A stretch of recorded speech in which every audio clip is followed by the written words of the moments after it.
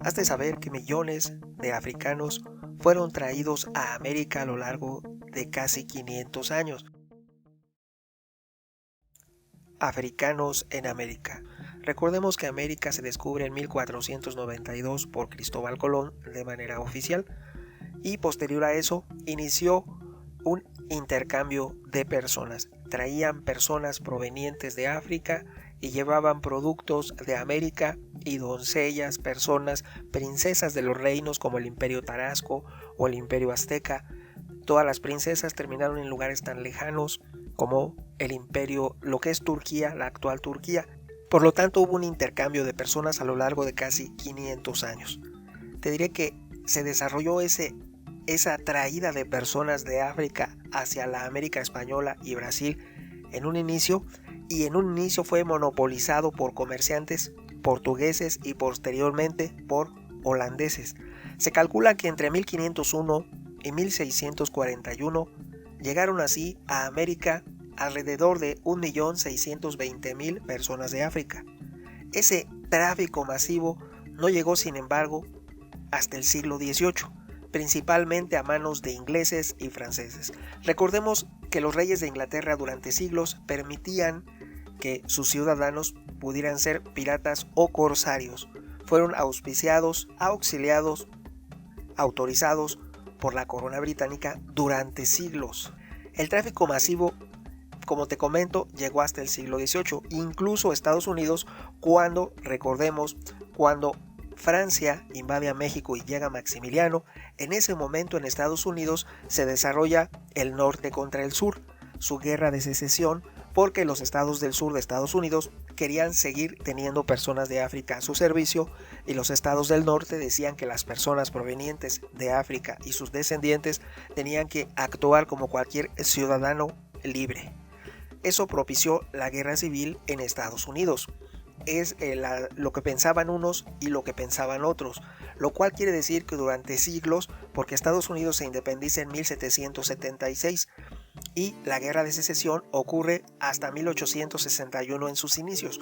Por lo tanto, estamos hablando de que tuvieron que pasar siglos para que se despertara la conciencia de que se viera como iguales, como seres humanos. Y fue hasta que en la constitución de ese país se incluyó que se otorgó de manera completa y llana la consideración como personas a las personas provenientes de África, la libertad. Aunque te diré que esa forma de cómo eran vistos los africanos en América no sería abolida por todos los países americanos hasta el siglo XIX. Inició en 1500 el intercambio, 1492 inicia el intercambio y eso continúa hasta fines del siglo XIX. Lo que muy particularmente en el caso de Estados Unidos fue una fuerte tensión política que ya les comenté que desembocó en la guerra civil de esa nación de Estados Unidos. Por lo tanto, el tráfico masivo no llegó, sin embargo, hasta el siglo XVIII, recordemos, y se calcula que tan solo ingleses y franceses transportaron a más de 5,5 millones de personas provenientes de África durante esos siglos a sus posesiones azucareras en el Caribe, como Barbados, San Domingue y algunas otras.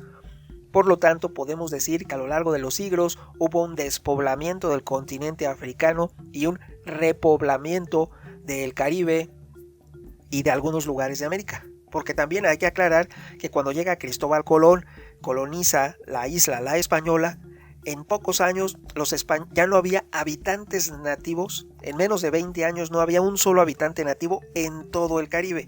Por lo tanto, se les hizo necesario traer personas de África porque ya no había nadie, ningún habitante nativo. Y antes de ellos eran cientos de miles. Después de ellos, 20, 30 años después, no había nadie. Y durante siglos, incluso en la época de Santana, incluso en época tan tardía como la época ya de Porfirio Díaz, se llevaban personas primero de la Nueva España y después de México hacia todo el Caribe. Había sobre todo lo que fue la guerra de castas de los mayas.